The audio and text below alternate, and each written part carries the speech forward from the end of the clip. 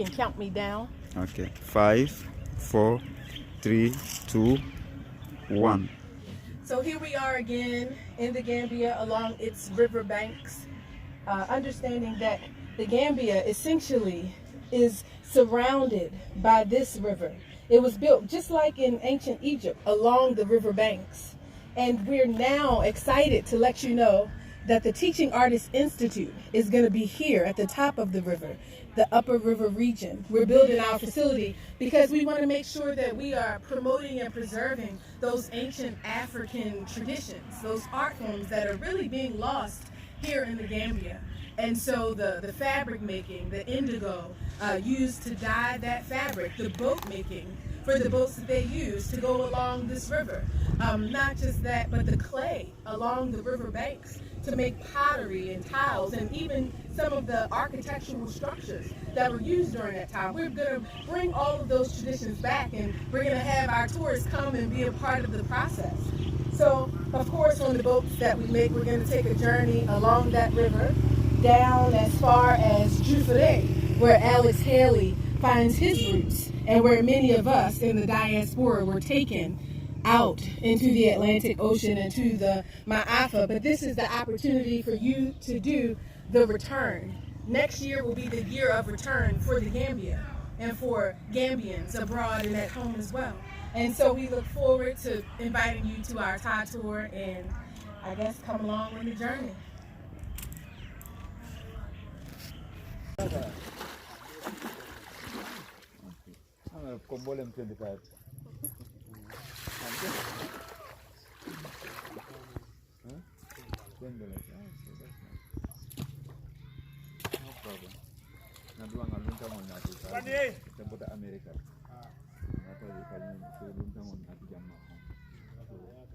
So, as you guys know, we're here in Gambia.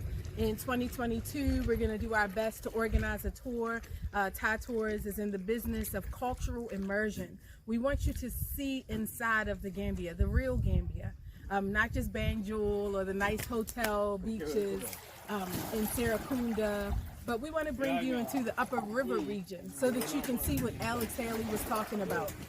Not just see what he was talking about from back then, but also meet the people that are living here today. Right now we're on the Gambia below. That's what they would have called it, but the Gambian River. And as you can see, on a local boat, we'll take you down on an excursion to join the hippos in the river. Nice.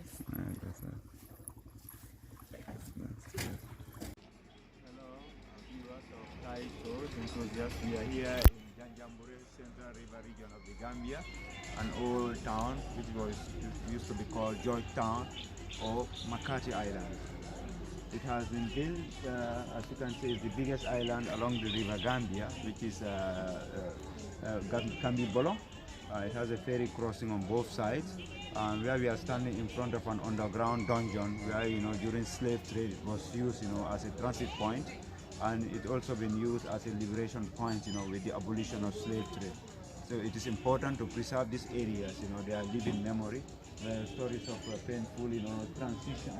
And we have a lot of ancestral links here, and a lot of souls, a lot of pain, joy, because when it was after the abolition, this place was used, to resettle, liberated Africans.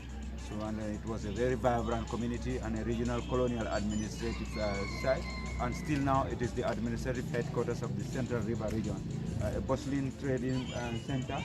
But unfortunately, we have a lot of monuments around us that are actually dilapidated, and we hope that, with passion, commitment, zeal, and dedication, we'll be able to preserve some of these things for posterity, because this story has been here and it should not disappear. And we're looking forward to your participation, to your visit to this interesting site of the Gambia. You're all welcome. Yeah, welcome my guests. We are in the Gambia, far out at the central part called the Central River region. And here is an island found in this region called Janjambure. We have stories about this place. It was ever here. Many guests came. We talked to them like students from universities, from the other schools, and the tourists generally. It is like making stories. This is history, story of the past, you can call it. Now, earlier, what was happening here were very, very important events. You find this place in the rural part of the Gambia, but a lot of civilization had also started in here. This island was an island that was very secure. The British were even going to have it for a felon colony. Later they had a space at Australia, left here, but they came. And that is only to tell you, maybe the British were not the only ones interested to colonize here. The Portuguese wanted this one. The French wanted the Gambia. So this island, also, is said to be with the British. But before then, other histories we know are of our livelihoods. Certain events like slave trade. Within African society, our way of slavery was called domestic slavery. One slave is found because there had been warfare, and a victimized group will lose their persons and their monies.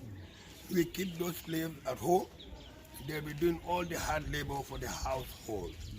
And they will be fetching water, they'll be fetching firewood, they'll be doing a lot of the agriculture. Whatever of the heavy or the hard labor would be expected to be done by this slave, and it's only a domestic slave who were never taken anywhere. But only came the Arabs in the years to come. They came with the Islamic religion, that was very important. They came with the architect, they came with trade. When they traded and we are going home, they had gold and many other lucrative materials that they needed to make carriage of across the Sahara Desert. Hereby, the stock of the domestic slaves were sold, and that started to form, and that is the Trans-Saharan slave trade. Later, transportation was done across the Atlantic Ocean. That became the transatlantic slave trade. Both were meeting to Africa, making the third corner triangular slave trade. We all know about those. It was very difficult. Many men didn't like it. Until many Protestants, even including the whites, we called a group like the humanitarians. There were men like Sir Wilberforce, Sir Graham Bishop, and they were part of the humanitarian organization. I think these names are very common in the books of Basil Davidson. When you read your history, you have Graham Bishop, Thomas. So these guys, they had their own organization, which were the TAI, the humanitarians. Coupled with their effort, and all the Pan-African slave trade was abolished by 1807. Quickly, let's talk about repatriation. Africans were brought down to a land there where they call Land of Liberty. Liberty.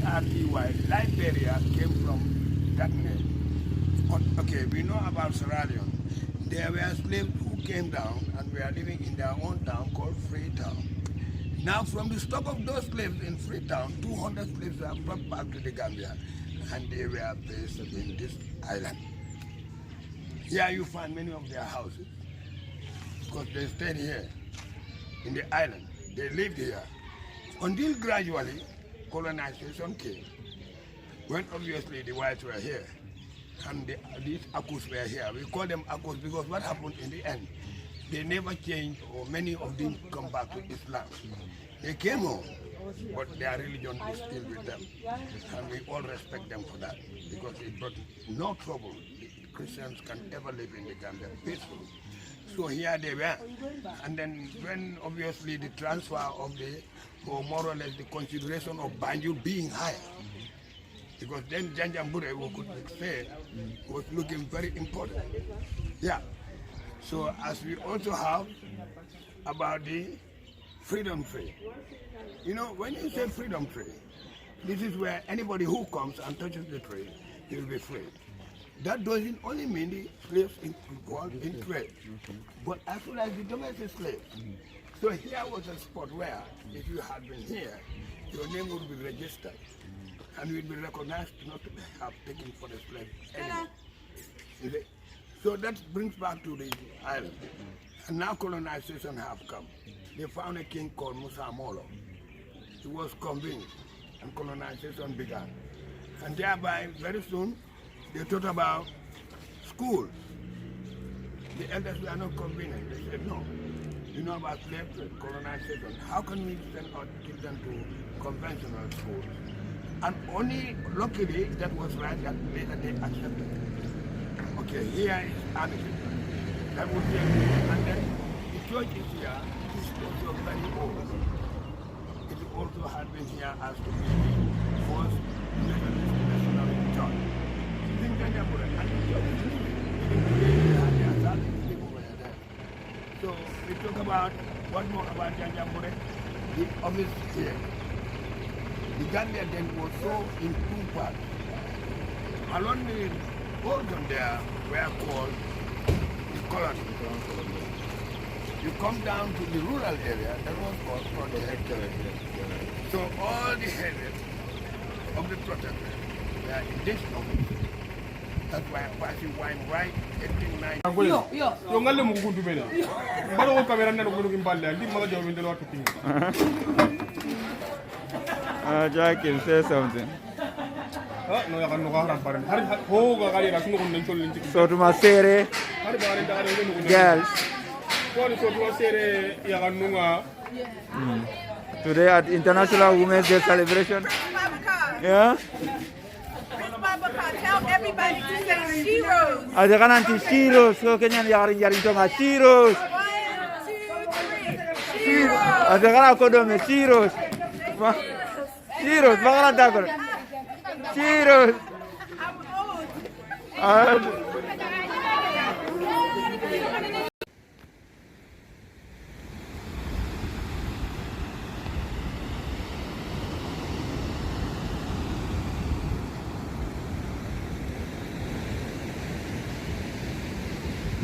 Okay, family, just trying to give you guys a scene of what you're gonna see next year in Gambia. Of course, you know this country is surrounded by water, just like this. You can see that breeze as far as your eye can see the entire way around. Literally, you're coming to a beach. The entire country is a beach. We're here now at the Sailor Beach Bar, about to have some lunch. I'm gonna go and pick from my selection of seashells. I mean, just come on over here. You have to see this. I don't know if you can see this. I'm about to bring back seashells. Who wants seashells? I'm bringing them back. It's like a whole pile over here of nothing but seashells. Can you see that? All different kinds right from this beach. I can't believe it. Well, believe it. Tattoos.